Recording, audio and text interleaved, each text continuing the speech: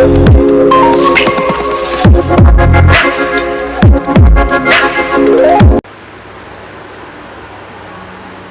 Back to our channel. ഇന്നത്തെ വീഡിയോയിലേക്ക് എല്ലാവർക്കും സ്വാഗതം. Have a nice day. എല്ലാവരും സേഫായിട്ടും സെറ്റായിട്ടും ഹാപ്പി ആയിട്ടും ഇരിക്കുകയാണെന്ന് വിശ്വസിക്കുകയാണ്. നമ്മൾ ഇന്ന് ചെയ്യാൻ പോകുന്ന റീഡിംഗ് എന്ന് പറയുന്നത് നിങ്ങളുടെ റിലേഷൻഷിപ്പിനെ തകർക്കാൻ ശ്രമിക്കുന്നത് ആര്, അല്ലെങ്കിൽ നിങ്ങളുടെ റിലേഷൻഷിപ്പിനെ തകർത്തെറിയാൻ ശ്രമിക്കുന്നത് ആര്, അല്ലെങ്കിൽ അവരുടെ ഉദ്ദേശം എന്തെന്നൊക്കെയാണ് നമ്മൾ ഇന്ന് നോക്കാൻ പോകുന്നത്. അപ്പോൾ ആദ്യമായിട്ടാണ് കാണുന്നതെങ്കിൽ നമ്മുടെ 3 ചാനലിൻ്റെ ലിങ്ക് ഡിസ്ക്രിപ്ഷനിലുണ്ട്. 3 സബ് ചെയ്ത് വെക്കുക. ആൻഡ് നമ്മുടെ മെഡിറ്റേഷൻ്റെ ബൈറ്റ് കണ്ടിട്ട് ഓടി വരിക. അത് നിങ്ങൾക്ക് കൂടുതൽ റെസൊനേഷൻ സംഭവിപ്പിക്കും.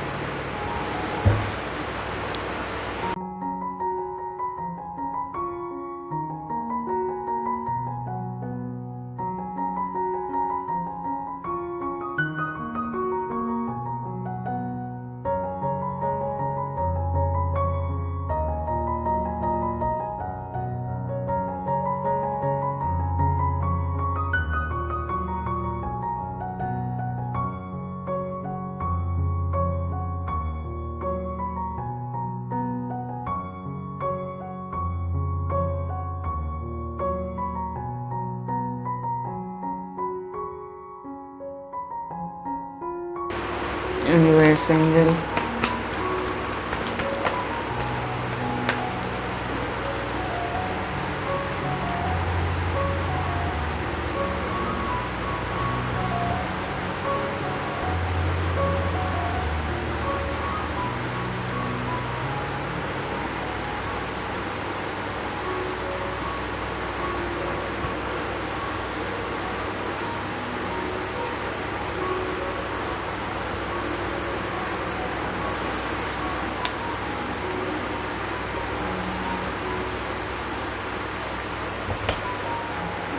ഇതാണ് നമ്മുടെ സ്പ്രെഡ് വരുന്നത്. Bottom of the deck is 9 of cups ആണ്.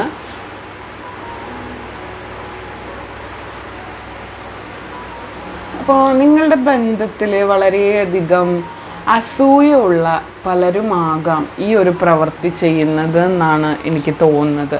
നിങ്ങളുടെ ബന്ധത്തിൽ പലർക്കും അസൂയ ഉളവാക്കുന്നതായിട്ടും പലർക്കും അസൂയ ജനിപ്പിക്കുന്നതായിട്ടും ഒക്കെ കാണുന്നുണ്ട്.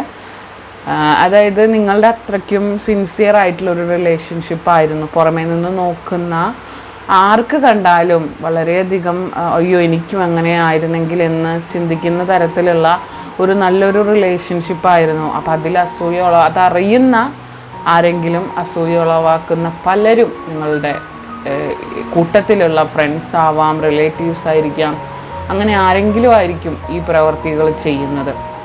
നിങ്ങൾ നല്ലതുപോലെ ജീവിക്കുന്നത് ഒട്ടും ഇഷ്ടമല്ലാത്ത വ്യക്തികൾ, അല്ലെങ്കിൽ നിങ്ങൾ ഹാപ്പി ആയിട്ട് മുന്നോട്ട് പോകുന്നത്, നിങ്ങൾ വളരെ സാറ്റിസ്ഫൈഡ് ആയിട്ട് മുന്നോട്ട് ജീവിക്കുന്നത്, നിങ്ങൾ വളരെ സംതൃപ്തിയോടുകൂടി എൻജോയ് ചെയ്ത് മുന്നോട്ട് നീങ്ങുന്നത് ഒക്കെ കണ്ടു കഴിഞ്ഞാൽ കണ്ണുകടിയുള്ള വ്യക്തികളാണ് ഇത്തരത്തിലുള്ള പ്രവർത്തികളൊക്കെ ചെയ്യുക.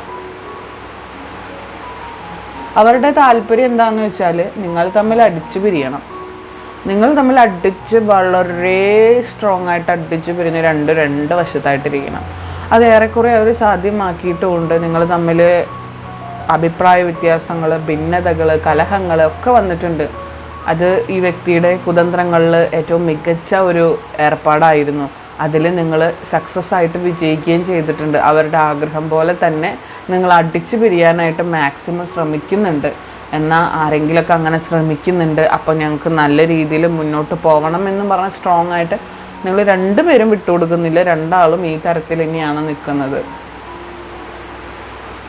അത് അവരുടെ കൺമുന്നിൽ അവർക്ക് കാണുകയും വേണമെന്ന്. അപ്പം നോക്കൂ, അവരുടെ ആ ഒരു ആശ എന്തോരമുണ്ടെന്ന്.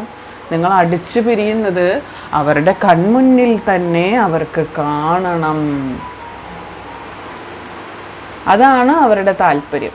നിങ്ങളുടെ ഫ്രണ്ട്സ് ആയിരിക്കാം, റിലേറ്റീവ്സ് ആയിരിക്കാം, അങ്ങനെ ആര് വേണമെങ്കിലും ആയിരിക്കാം. നിങ്ങൾ ഒട്ടും പ്രതീക്ഷിക്കാത്ത പല ആളുകളുമായിരിക്കാം നിങ്ങൾക്ക് നിങ്ങളുടെ റിലേഷൻഷിപ്പിനെതിരെ പ്രവർത്തിക്കുന്ന ആ നീച കൈകൾക്കുടമ എന്ന് പറയുന്നത്. നിങ്ങൾ ഏറ്റവും കൂടുതൽ ആത്മാർത്ഥമായിട്ട് വിശ്വസിക്കുന്ന ചിലപ്പോൾ നിങ്ങളുടെ ഒരു ഫ്രണ്ടായിരിക്കാം. പറയാൻ പറ്റുമോ നിങ്ങൾക്കല്ലാന്ന്? കാരണം നിങ്ങളുടെ കാര്യങ്ങളൊക്കെ അവർക്കറിയാം. അപ്പോൾ അവർക്ക് അസൂയ വരില്ലേ? വരാം. ഞാനൊരു സാധ്യത പറഞ്ഞതാണ്. അതുപോലെ തന്നെ നിങ്ങളുടെ റിലേഷൻഷിപ്പിനെ പറ്റിയിട്ട് അറിയുന്ന കസിൻസ്, റിലേറ്റീവ്സ് എല്ലാം.